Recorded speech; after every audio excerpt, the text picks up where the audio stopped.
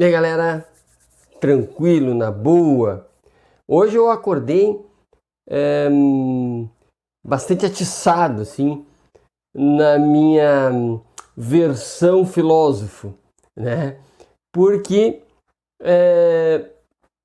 tive vários debates, várias conversas com os amigos e eu percebi que nessas conversas sempre os meus adversários de conversa tentavam me empurrar para uma espécie de falácia do absurdo ou algum momento paradoxal das minhas afirmações para que eu não pudesse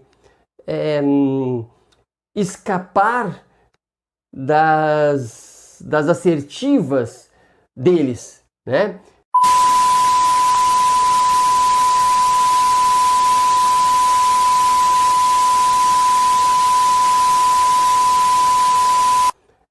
Como é comum nós sermos levados a situações,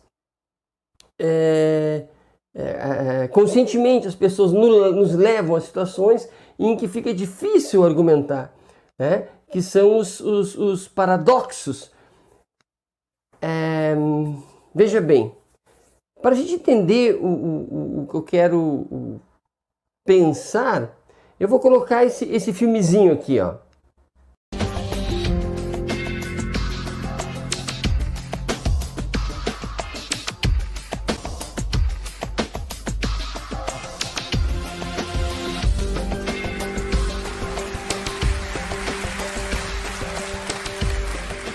This is a course about justice, and we begin with a story.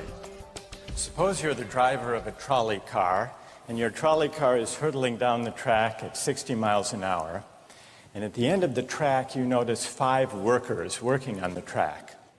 You try to stop, but you can't. Your brakes don't work.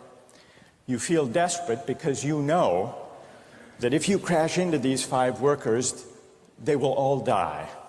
Let's assume you know that for sure. And so you feel helpless until you notice that there is, off to the right, a side track. And at the end of that track, there's one worker working on the track. Your steering wheel works, so you can turn the trolley car, if you want to, onto the side track, killing the one, but sparing the 5. Here's our first question. What's the right thing to do? Percebam que o filmezinho, essa proposição feita lá em Harvard, nos põe contra a parede. Afinal de contas, olha o absurdo da situação. Matamos 1 ou matamos 5? Percebe? É sempre aquele empurrão assim, para situações extremas, impedindo a reflexão de ficar no meio termo aristotélico, né? Que a gente possa refletir com serenidade. Seriam pessoas que tentariam... Olha o meu gato ali no cantinho, o meu gato ali, ó, né? Pessoas que tentariam golpear a argumentação. Mas é interessante que hajam paradoxos, né? É interessante. Mas eu vou usar esse exemplo do vídeo para a nossa reflexão. Primeiro, né? O que é um paradoxo? Paradoxo é a situação em que tu tens escolhas entre a ação A e a ação B, entretanto o resultado sempre será o mesmo. Então, é uma liberdade ilusória.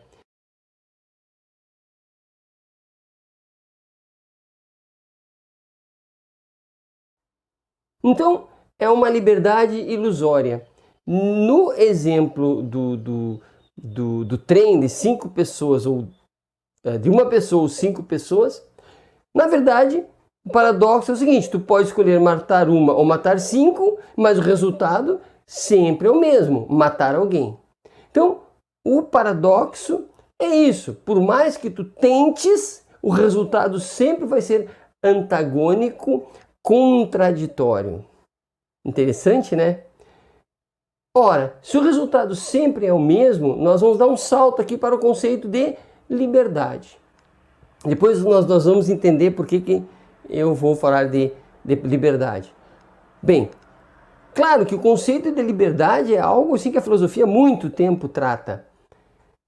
E eu posso dizer o que tem em comum todas as argumentações, né? Liberdade é escolha, né? Essa liberdade nunca é plena, porque a minha liberdade externa de ir e vir, por exemplo, ela é sempre limitada pelo aspecto social, e a minha liberdade interna de fazer opções é sempre limitada pelas minhas convicções e pela minha formação moral, ética, espiritual, intelectual, enfim. Então, a liberdade, ela precisa existir, mas nunca é em 100%. Entretanto, na medida em que me retiram a liberdade, significa que menos responsabilidades pelas minhas escolhas eu tenho. Percebe? Se de um lado, quanto mais livre eu sou, mais responsável eu sou pelo que eu escolho, por outro lado, quanto menos livre eu sou, muito menos responsável eu sou. Ora, se alguém coloca a arma na minha cabeça e diz, coloca o dedo na tomada, que responsabilidade eu tenho? Nenhuma, porque se eu não botar o dedo na tomada, eu morro. Percebem essa relação? Agora vamos um outro passo, ética. A ética. O que é ética? Ética é a ciência da moral, é a ciência das escolhas. A ética é o momento de reflexão sobre as minhas possibilidades de ação. Qual seria a melhor ação neste momento material? Né? Nesse momento cultural, nesse momento histórico, nesse momento, enfim, real. Né? A ética vai se perguntar, afinal de contas, quais seriam as melhores escolhas e quais são as condições para a pessoa poder fazer as escolhas. Percebe? A ética tenta, a priori, ou seja, olhando a realidade, criar o máximo possível de princípios a priori que orientem a nossa ação. O que tem em comum com as várias concepções de ética? A ética faz uma relação muito próxima, olha só, com a liberdade. Por quê? Porque o sujeito absolutamente não livre, ele não pode agir de acordo com a ética. Ele está fora das possibilidades de reflexão ética. Por quê? Porque ele não tem escolha. Percebe? Se eu retiro a liberdade, eu retiro a possibilidade de escolha. Se eu tiro a possibilidade de escolha, eu não posso falar em responsabilidade. Lembra do exemplo do dedo na tomada? O que eu posso dizer eticamente sobre botar ou não o dedo na tomada se eu não tinha escolha? Era colocar ou morrer. Né? E ninguém é obrigado a escolher outra coisa que não seja a própria vida. Percebe o caminho que eu estou fazendo? Liberdade para que possa haver ética, porque a responsabilidade é algo importante.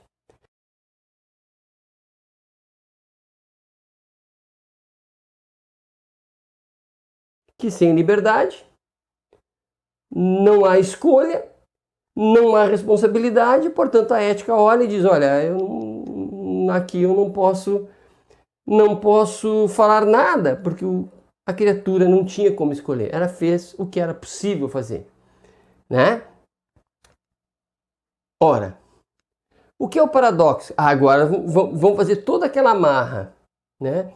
O que é o paradoxo? Primeiro, como eu disse, até tu tens escolhas, A ou B, mas o resultado tu não tem escolhas. O paradoxo é isso. A pessoa que te argumenta, ela quer que tu estejas preso, que tu estejas enredado de tal forma que o resultado seja sempre o mesmo, né? Portanto, vou usar o exemplo do trem. Por mais que tu até tenhas a escolha de optar por um ou por 5 homens, por uma pessoa, por 5 pessoas, na verdade é uma falsa escolha, porque tu vai matar. Em relação à morte, tu não tens escolha. Percebe? Portanto, do ponto de vista da ética, o exemplo dado implode o próprio conceito de ética. Não há como, não há como esse paradoxo me fazer uma reflexão ética, porque a liberdade, não há liberdade. Não há liberdade em relação à morte. Então, em relação à morte, não há o que discutir. Ah, o sujeito fez bem ou fez mal em provocar a morte de seres humanos. Por quê? Porque o paradoxo foi construído de maneira a que não houvesse mesmo uma resposta aceitável em relação à morte. Uma ameaça foi detectada. Uma ameaça foi detectada. Então, sempre que nos colocam numa situação paradoxal em que nós não tenhamos a liberdade de escolha, sob o ponto de vista da ética, eu estou liberado. Por quê? Porque a ética dá um passo para o lado e diz, olha, aqui não há o que fazer. Olha que interessante, já que é para complicar paradoxos, vou fazer um outro paradoxo. Vou inventar o sujeito, o Carlinhos. O Carlinhos é um sujeito contra a morte. Ele não mata nada, ninguém. A tal ponto que ele sempre disse o seguinte: se alguém vier com uma arma me apontando, poderá matar-me, porque eu não reagirei. Se puserem uma arma na minha mão e o outro vier me matar, eu vou largar a arma e vou deixar ele me matar. Por quê? A vida para mim é tão superior que eu posso morrer para que a vida continue. Vamos imaginar essa criatura que nem a legítima defesa reconhece, tão a favor da vida. Percebem? Agora, coloca esta pessoa, o Carlinhos, para decidir se mata um ou se mata 5. Veja, se ele mataria a si mesmo para não matar ninguém, como que ele vai escolher a morte? Porque no final das contas não há escolha, ele vai escolher a morte. Percebem? Então esse cidadão ficaria liberado, livre. Livre por quê? Porque a civilização não chegou, neste momento ela desaparece. A razão neste momento desaparece. E nem eu sei dizer o que um cidadão tão fortemente contrário à morte faria. Porque se ele se matasse para não matar ninguém, ele deixaria morrer 1 ou 5. A omissão provocaria a morte. Olha que interessante. Então, os paradoxos, eles existem para que nós forcemos a nossa própria reflexão. E quando a gente reflete em função de um paradoxo, vai aparecer o que realmente eu sou, o que realmente eu penso, né? Então, na minha conversa com os meus amigos, os paradoxos não eram exatamente paradoxos, eles estavam levando em consideração a falácia do absurdo, né? Estavam tentando trazer o absurdo para que eu me confundisse com questões absurdas. Entretanto, eu usei essa historinha do trem, né? Devolvi então, eles trazendo um absurdo para mim, eu devolvi um paradoxo. E aí é muito interessante como Brasil 2020, os paradoxos trazem à luz, realmente trazem à luz o que as pessoas são. Por quê? Porque quando eu trouxe esse paradoxo, inúmeras pessoas disseram, não, mate-se 1 para que salve-se 5. E basicamente todos disseram 1 para salvar 5, né? Ficou evidente como a questão da morte ficou desvalorizada.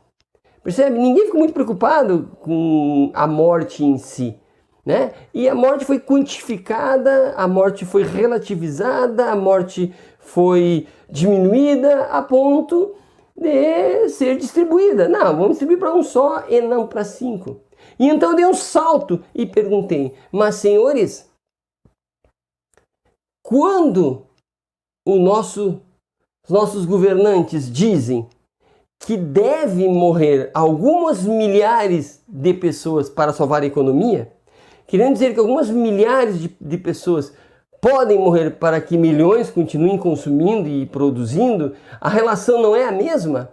Veja, eu trago o paradoxo abstrato, né? Aparentemente possível de ser real, mas pouco provável, e eu trago para algo real. E então a questão morte, bum, brilha. E aí você começa a se dar conta de que, puxa, né? A questão morte é uma questão importante. Veja, como a maioria das pessoas, espero, é contrária à morte de cidadãos, morte de qualquer pessoa, né? O paradoxo falso proposto de morra-se milhares para que milhões possam continuar consumindo é um paradoxo que não deve sequer acontecer. Não deve acontecer esse paradoxo. Percebe?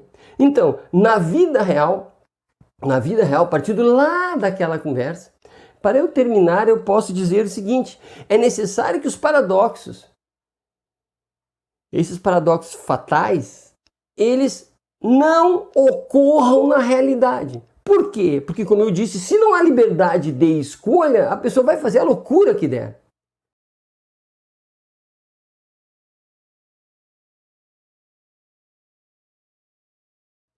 Que não é o caso desse milhares de pessoas morrendo para que milhões consumem. Isso é um falso paradoxo, porque é falso, não se pode morrer ninguém, né? Entretanto, se eu deixar que existam poucos respiradores para muita gente, aí o paradoxo se torna real. Então, para que o paradoxo ético, que é irresolvível, né, quando tem morte, não aconteça, é preciso que hajamos antes. O paradoxo real não pode acontecer. Então, produza-se muitos respiradores antes que seja necessário. Qualifique-se o SUS antes que seja necessário. Produza riqueza e distribua muito bem distribuída para que não haja pobreza, né? Para que o policial não tenha que decidir mate este ou mate aquele, se invista nas comunidades pobres para que a violência não esteja lá. Percebe? Então, e agora encerrando, do final da conversa que eu tive com esses meus amigos que me pressionaram do ponto de vista da política, me levando através de falácias do absurdo, tentando me levar ao paradoxo, no final de contas, e aqui com vocês, chegamos à conclusão, insistindo, que os paradoxos éticos, quando teóricos, levam ao absurdo de destruir a própria ética. Ou seja, o cidadão que não quer matar ninguém, não sei o que ele vai fazer, se vai matar 5, 1 ou 5. Não sei, nem ele sabe. E nem se pode julgar eticamente, porque ele é fervorosamente contra a morte. Agora, na realidade, é preciso antever, prever, se organizar para que ninguém seja obrigado a enfrentar um paradoxo ético que seria abstrato, teórico, na prática, na realidade. Eu não queria estar na pele dos policiais que têm que decidir, dos médicos que devem decidir paradoxos éticos a todo momento, porque as autoridades, notadamente as autoridades do nosso governo atual, não preveem e deixam para nós cidadãos ou para as autoridades municipais, as autoridades estaduais decidirem através de paradoxos. E aí o problema é sério. Abraço e até a próxima.